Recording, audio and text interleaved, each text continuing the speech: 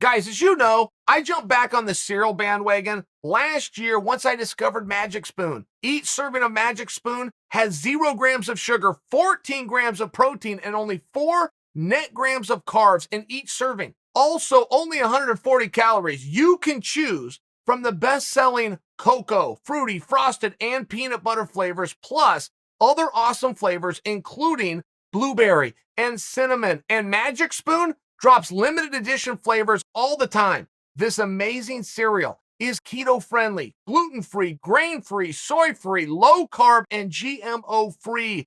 Click the link and build your very own variety box. Be sure to use the promo code Chael for $5 off or go to magicspoon.com/Chael. Guys, Magic Spoon is so confident in their product.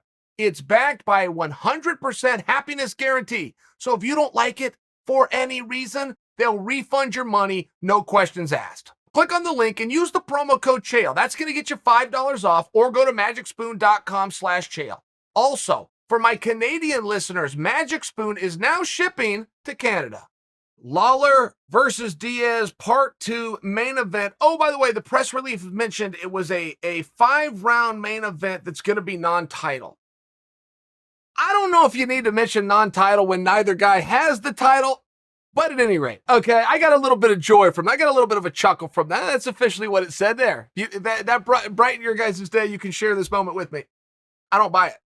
How do you like that? I don't buy it. I don't think it's going to happen. Do you realize the level of ridiculousness coming to you guys and telling you that I don't think a fight is going to happen that just got signed? Do you realize that's a pretty silly thing for me to say, right? I'm largely just going to look like a fool. How else would I look?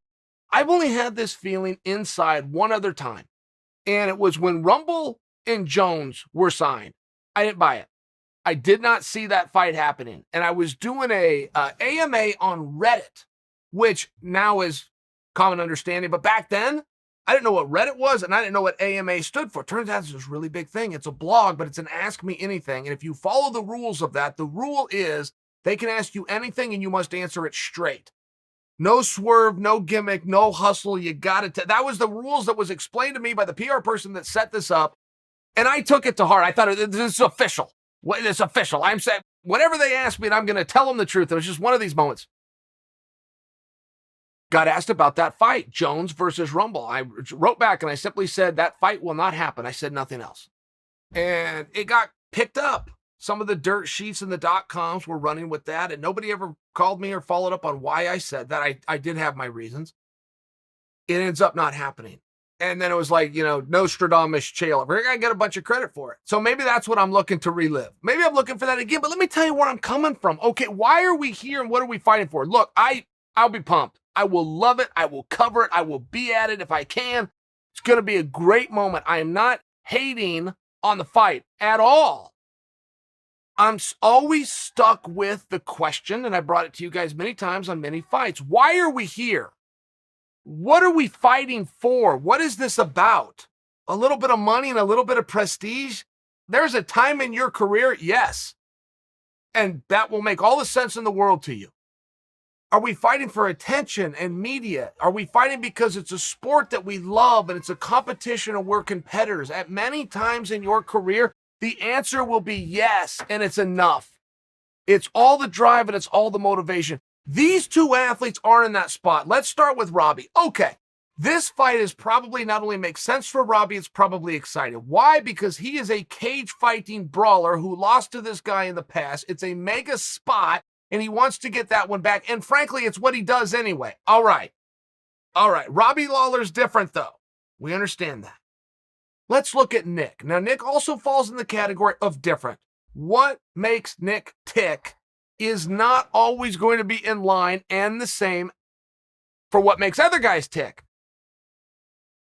Something has kept Nick out for 5 years. I don't know what that is.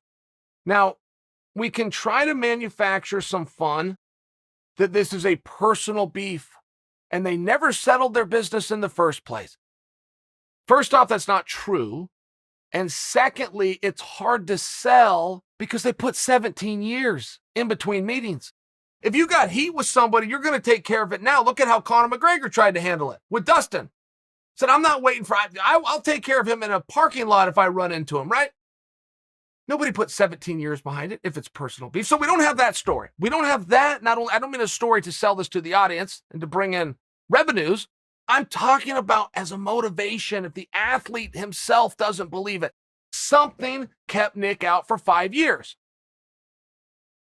What does the match with Robbie have or possibly have that no one else could offer in the last 5 years? And that, guys, is where I get stuck. This is not about contendership. This fight is for fun. This is for us. We, the audience, we're going to love this. I, who need topics and to bring to you guys and to have you guys find interesting so you continue to find me interesting. This is very transactional. I'm getting my way. You're getting your way. I'm asking a different question. What does Nick see in this match with Robbie, which is going to be 25 minutes for a guy who has been removed for 5 years? What does he see and what does this offer and what does Nick get out of it that he did not see, did not get offered, and was not going to get out of a different opponent over the last 5 years? I'm stuck. I'm stuck to even have a guess. I can't recall a time Nick ever pulled out of a fight. We've seen him not show up at press conferences, but fight night's different for the boys from Stockton. That's different. That's backing down. That's losing. So for me to make this prediction, I'm not willing to bet on it. I'm not willing to bet on the very thing that I'm suggesting and predicting for you. I think I made it more as a challenge. Somebody find the answer. Somebody knows Nick and knows how to get a hold of him. Somebody sits down and interviews Nick. Ask him this for me. Consider it a favor. I'll owe you one. But I am stuck and I am lost and I cannot search within my knowledge of this sport and find a clear answer as to why and what purpose and what meaning does this have for the athlete, specifically Nick, who didn't find any reason to do this in half a decade. What's different now?